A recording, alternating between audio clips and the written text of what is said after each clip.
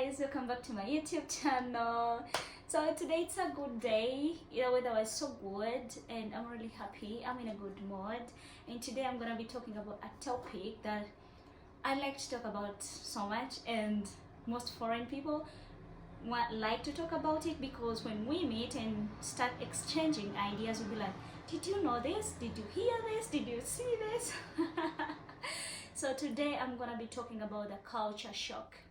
Me as a Ugandan coming here to German, of course we have a different culture as the one in Europe or as the one in German. Like every country has its own culture, and when you're new in that country, there is always this shock that you see something and you'll be like, okay. Some of the things are good, some of the things are surprising, some of the things you'll be like, wow, I wish like my country could do like this, I wish we could copy this, you know what I mean? So yeah, I grew up with my grandmother and my mama. So my grandmother used to tell me, like, if you go, like we have a saying, "Bogende buliambo oriembwa." Like if you go somewhere where they have a culture, you have to cope up with that culture. But it's up to you to copy the good things about that culture and to leave the bad things. The things you feel like they won't help you, you leave them. The things you feel like they can build you, you go with them. So today I have my 10, but I did my 10. So my 10 shocking culture points. And my first point here was like something that was shocking me was like calling people with their first name. Like in German, if you like someone, if you feel like you're connecting with someone and this is your friend, or there is no distance between you, you call the person with their first name. For example, you call me Stella, and by that one in my country we just use it for young people, like someone who is younger than you. You don't, or young people in your age mate is the person you call. Oh, hi Stella, or hi this. Take an example for your lecturer or your teacher at school, if you're in school. And if you're at campus, you have the professor, and the professor, you call them Mr. Professor, or Mr. John, or Mr. this one, Mr. this one, eh? But you can't just say John or Mark with their name. But here, like for me, our professors, they just tell you, you have to call me with my name. You don't have to always call me, like take an example, if the professor is called Maka Mukisa. So Mukisa could be the surname and Mark is the first name. So you don't have to call them that Mr. Mukisa. No, you just have to say, hi Mark, good morning Mark. You see how weird it is, like if it's your first time to be somewhere, or your mother-in-law or your father-in-law. Those are the most people, your mother, your father, and your father-in-law and your mother-in-law. Those are the most people you have to respect in your life, like in my culture. But here, if you're in a good relationship or in a good terms with your father-in-law or your mother-in-law, you have the right to call them with their names. For example, if your mother-in-law is called Stella, you say, good morning Stella. Oh, Stella, come here. Oh, Stella, can you bring me water? Which you can't do like in my country. Like in Uganda, your father-in-law, you can't just call them with your in-laws. You have to respect them. You don't call them with their first names. And the thing is, like here the difference is, like first name, calling someone with the first name, it means you like these people, you in good terms with them, and okay, how do I say, if you're in that family, or if you go in a family, for example, you're married there and they call you, oh Stella, that means they like you, they welcomed you, they can associate with you. But if they don't like you, there is a distance between you and them, they'll call you with your surname. You get what I mean? So that's the difference. It was shocking. Until now, it's hard for me, like at school, to call my teachers and say like, John, Can you help me here? No, I feel like every time they say good morning Stella, I be like good morning, because I don't want to put their name like good morning John. I'm using a name John, they're not called John, but I don't want to use their names, you know. So that was the first thing that shocked me. I was like, what? How can I call someone like who is older than me with their names? Because for us, we feel like if someone is older than you, like your professors or your teachers, your in-laws, or even people who are older than you, they need or they deserve that respect. You not calling them with just like, hi Stella, can you bring me this, that, you know what I mean? So, and the next thing was punctuality. Like here people are always on time. It's not like back home, you know. Like if you make an appointment with a German person and you say, can we meet at 2?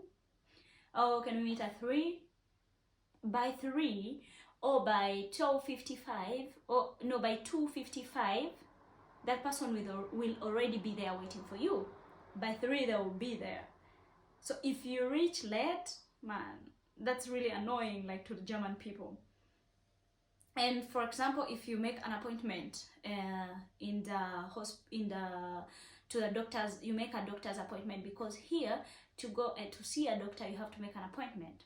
So if you make an appointment with the doctor, for example, you call and be, hello, I'm sick, I'm not feeling good, I want an appointment, and they tell you come on Tuesday at 3 p.m.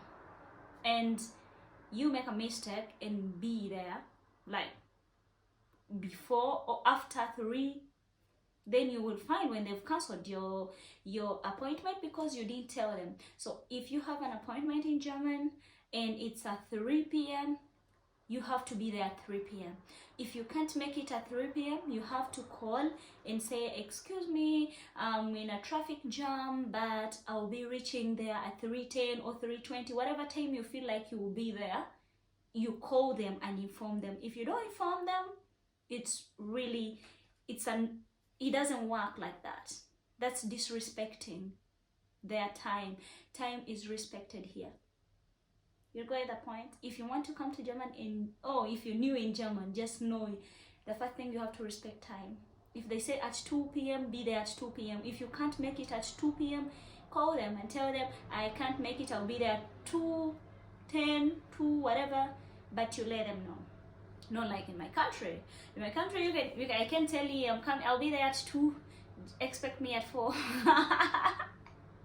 But with other circumstances, you know, maybe traffic jam or whatever happened, but yeah, and people say, hey, yeah, with African time or German time. So for example, if I call my sister and tell her, I'll be at your place at 3 p.m. and she'll be like, in African time or in the German time? And I'll be like, if it's African time, then I'll be there like at 4 p.m.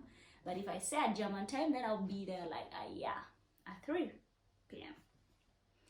So another thing that was, so number 3, that was really surprising is we have something that is called buko. Buko in my culture is like, when they say buko, you have to have a very big distance between your in-laws if you're married. Like if I'm married, I have to have a very big distance between my father-in-law and my mother-in-law. I don't just hug them. You can't hug, like me, I can't hug my father-in-law. I can't hug maybe I can hug my mother-in-law because she's a woman, but my father-in-law, I can't hug. You can't oh Jesus. You can't hug. You can't hug your father-in-law. So there is always that gap between you and your in-laws. But here there is no that thing like, oh, I'm respecting my father-in-law, I'm respecting my mother-in-law, you can't hug them, you can't be near them. Like in my culture there is an extent, like if you're on a sofa, you can't sit on the same sofa with your father-in-law. Your father-in-law sits there, you will sit in the corner of the house, or you will sit somewhere far. If your father-in-law is seated somewhere, you can't be near him. So that's what they call buko. If for example I'm married and my husband is not supposed to be near my mom, my husband can't shake my mom's hand, my husband can't hug my mom, my husband, like those things, like yeah, when people are married and the family, like, they have to have a very big distance, you know. The Africans know what I mean. Like back home, if someone is married, you they say that it's respecting, but I don't know. But yeah, they have a lot of buko. They call it buko. I don't know how it's called in English. I think it doesn't even exist in English, because most of the European people don't have that. Like, I can't hug my mother-in-law. If you hug her, this and this will happen. You can't hug your father-in-law. This and this will happen. Such things. So they don't have it here. So expect, if you're an African parent and your daughter or your son marries a white woman or white man, don't expect buko here. They will hug you, you will hug them, you will eat on the same plate, you will use the same fork, you will use the same toilet. Meaning, those things, they don't do them back home. You can't share the same toilet with your, if it's a sitting one, you can't share it with your mother-in-law or father-in-law. Such things, you know what I'm talking about? And number 4 is being half naked. Half naked, I mean, for example, you wear only a top that covers your boobs, and you wear a very short, or being in bikini, you know. But bikini, they're used at the swimming pool and the beach, such things. But I'm talking about someone being on street, walking around, being in the train, being in the shops, being everywhere, like in public place. Just the stomach, the whole stomach is outside, the whole thighs are outside, like the body, the full body is only covered with parts. The boobs are covered and the private parts are covered, like with a very short skinny a very skinny short jean or whatever they can wear. So here it's very normal. When it's summer, you can just cover your boobs with a very small top and a very short jean or short thing, and you go outside. But in Uganda, get out of the house when your stomach is outside. They'll be like, why are you showing us your umbilical cord? And the umbilical cord is not supposed to be shown. You pass, the boda guys will start at you, shouting at you, yeah, what are you doing? Go back in the house, put on clothes, you don't have to move like that. You can't move. Like, being half naked, you can't move. People will yell. You can try that in the city, but in villages, God, hey, you just wear something short and your stomach is outside, everyone will leave whatever they're doing and they will stare at you like there is something wrong with you. So you don't move half naked. For example, I had like, I went to there is something they call it freibad, like going to the swimming pools. When you're going to, it's a swimming pool that is outside. And so when I went there, I went with my sister and we went swimming. So there were very many people. There are always many people in summer, and I was really scared, like, to put on my bikini and then move to somewhere where we're going to swim. Then I had to cover myself, but no one cares. The good thing is everyone is doing their own thing because it's normal to them. So everyone is doing their own thing. No one looks at you, oh my God, she's wearing a bikini, or what? No. So, but what surprised me is, like, if a mother has a son and a daughter who are very young, but they came to the swimming pool to swim, and there is these showers we use, the shower rooms are open.